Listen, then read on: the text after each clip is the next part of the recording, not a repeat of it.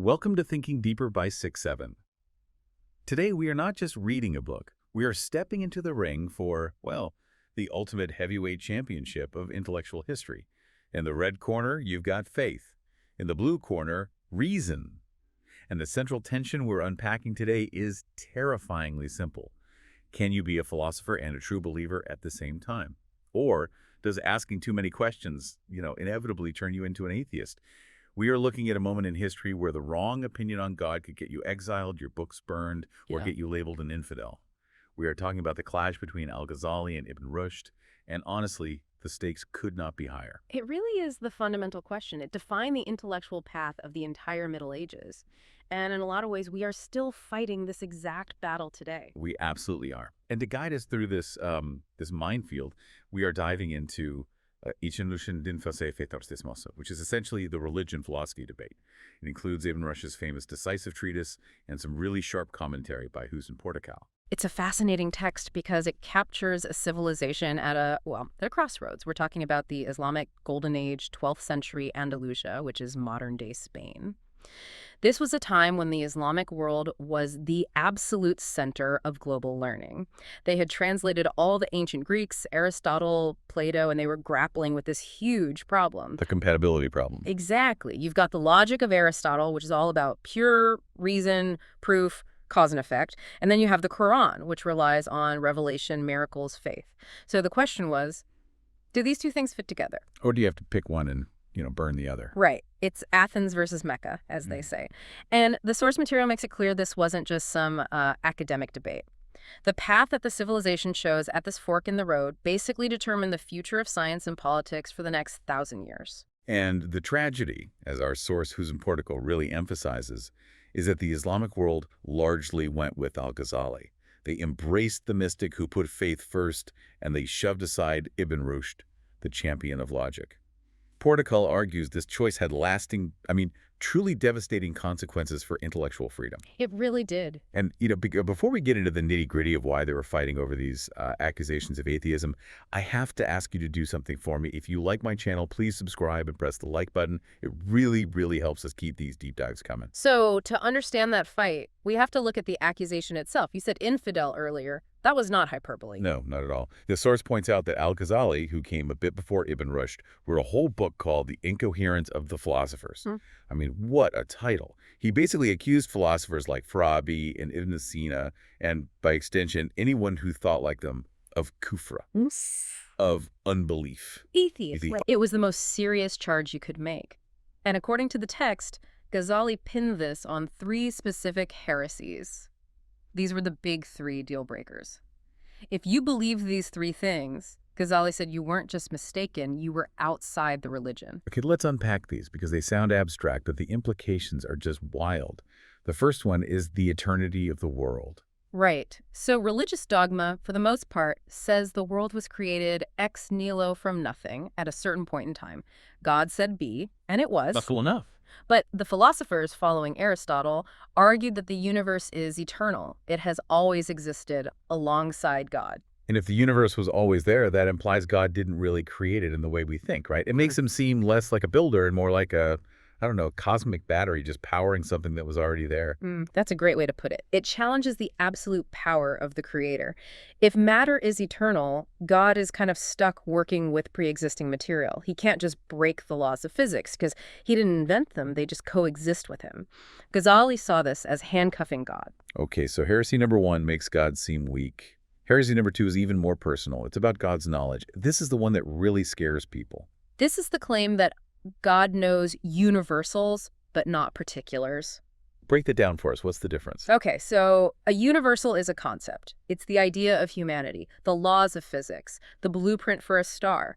The philosopher said, sure, God knows these perfectly, but a particular is, well, it's you. Specifically you listening right now, or that specific leaf falling from that specific tree on a Tuesday. So they're saying God knows the species human, but he doesn't know me, Steve. In essence, yes.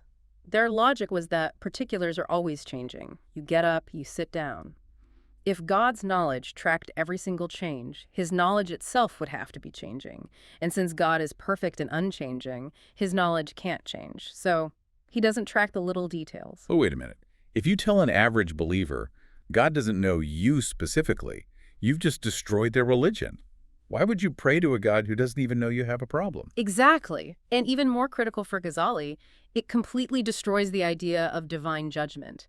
If God doesn't know that I stole that piece of bread because that's a particular event, well then, he can't judge me for it. It's a cosmic get-out-of-jail-free card. If God is just a wide-angle camera that sees the crowd but can't pick out any faces, there's zero accountability. Precisely. It guts the religious law, the Sharia, no fear of punishment, no hope for reward. And that leads directly into the third heresy, bodily resurrection. Right. The philosophers saw the afterlife as something spiritual, a sort of meeting of the minds with the divine.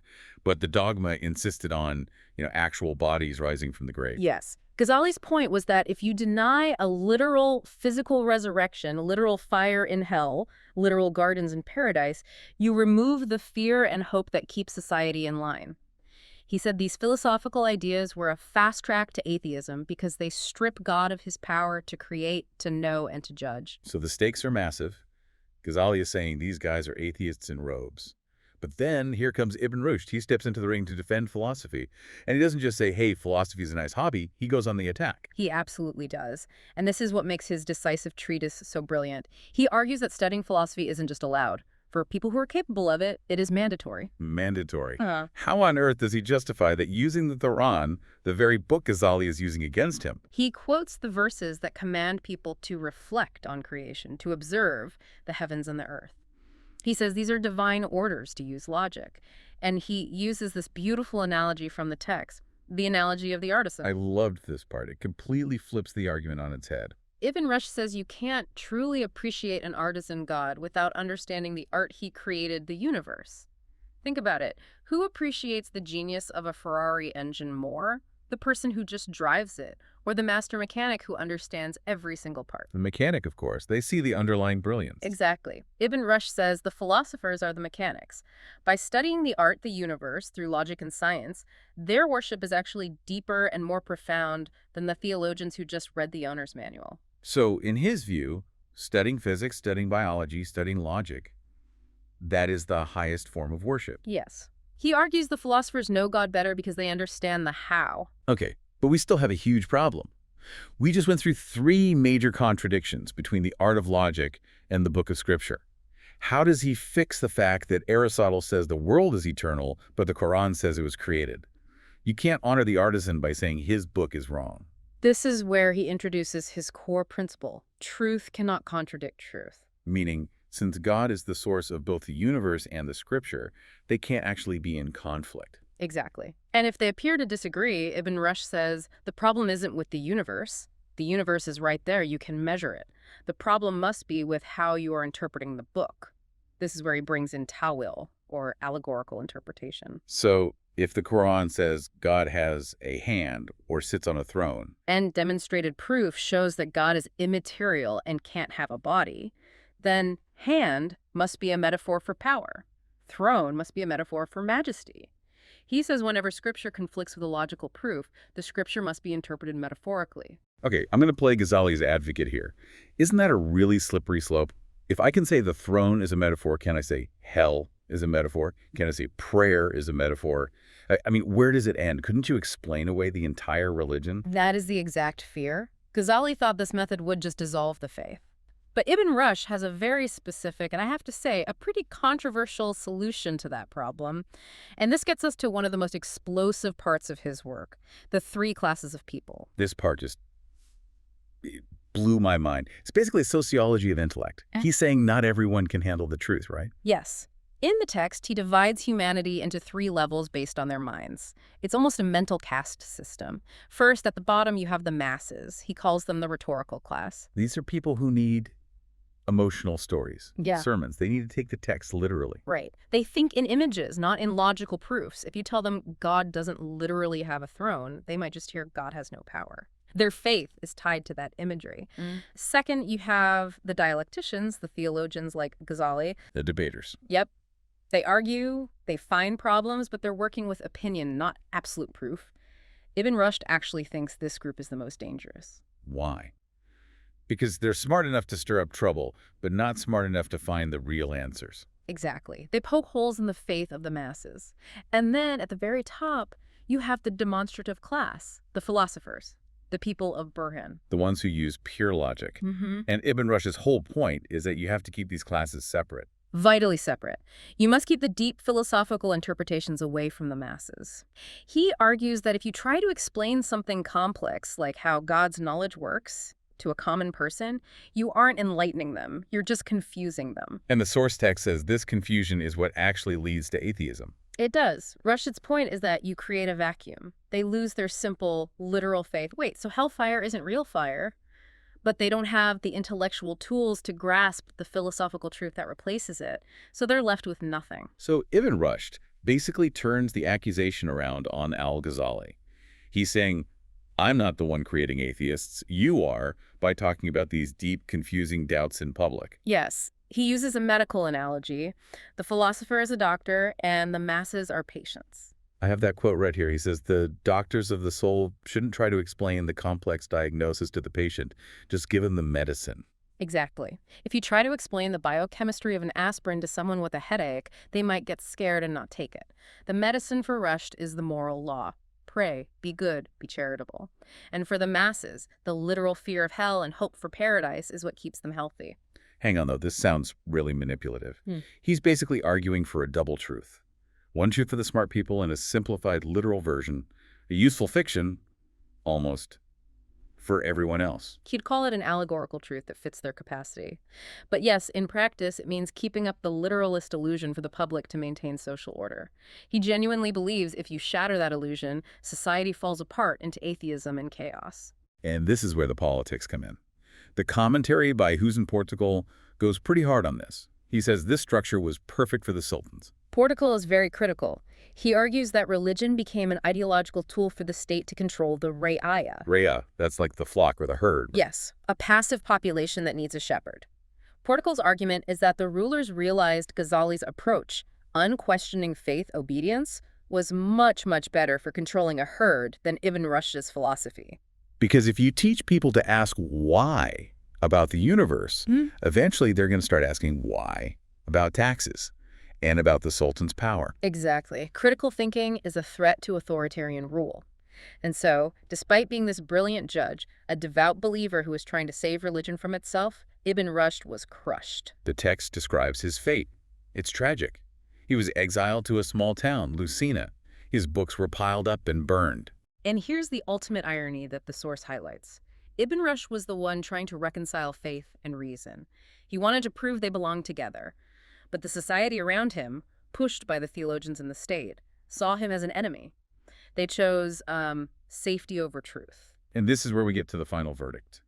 The source draws this really sharp line between what happened in the East versus the West after this moment. It does. Portugal notes that while the Islamic world rejected Ibn Rushd, the Christian West eventually discovered him. In Europe, he was just called the commentator. Yeah. His work on Aristotle helped light the intellectual fires that became the Renaissance. Meanwhile, back in the Islamic world. Stagnation. The commentary gives specific examples, like the Ottoman madrasas rejecting philosophy. They just got stuck in a loop of writing commentaries on old commentaries, never generating new ideas. There's that one story in the text that just drives it home. The story about the observatory in Galata. Yes, the Observatory of Taqiyuddin in Istanbul, late 1500s, a state-of-the-art scientific center. But then a plague hit the city. And they needed someone to blame. The religious authorities, the Ghazali faction, you could say, complained to the Sultan. They said prying into God's heavens was arrogant, and that's what brought the plague. This is a perfect illustration of Ibn Rushd's fear, isn't it? The rhetorical class, the masses got scared, and the dialecticians, the theologians, used that fear to attack science. Precisely. And the state caved. Yeah. They literally destroyed their own observatory with cannon fire from the sea. That image is just. It's brutal. A civilization turning its cannons on its own ability to see, all because of superstition. The source uses that as the ultimate symbol of fear winning over inquiry. Portugal's argument is that by silencing the philosophers, the civilization lost its engine for original thought. It became a closed society.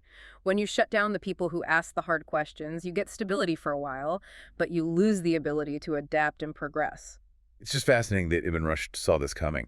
He warned that if you cut off reason, you cut off the real path to knowing God's art. And you just reduce religion to blind obedience instead of understanding. So where does this all leave us? We've seen the heresies, the defense, the kind of uncomfortable elitism of the three classes, and the tragic exile of reason.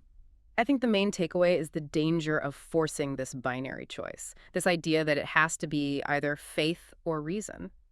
The tragedy laid out in the source is that Ibn Rushd offered a bridge. He offered a way to be a devout believer and a rigorous scientist. He said, truth cannot contradict truth. But the fear of losing control, the fear of atheism, it led that society to burn that bridge. And in burning it, they cut themselves off from the very tools, logic, science, critical thought that were about to define the entire modern world. A healthy society needs both. It needs the moral foundation of faith, but it also needs the relentless questioning of philosophy to keep it honest. Ibn Rushd tried to hold them together. But the herd needed a shepherd, not a professor. And the shepherds preferred the flock to be quiet. It's a heavy thought. We had the tools for this reconciliation in the 12th century in Arabic and Cordoba, but fear won. In the short term, fear often does. But the long-term price is enormous. I want to leave you with one final thought, something from the conclusion of our source today. If the Islamic world had embraced Ibn Rushd's double truth, respecting the literal faith of the masses while protecting the scientific logic of the elite instead of burning his books, would the history of modern science and democracy have been written in Arabic instead of Latin? That is the question that haunts this text, and it should probably haunt us too. Thanks for listening to Thinking Deeper by 6-7. Keep questioning the text, and we'll see you in the next deep dive.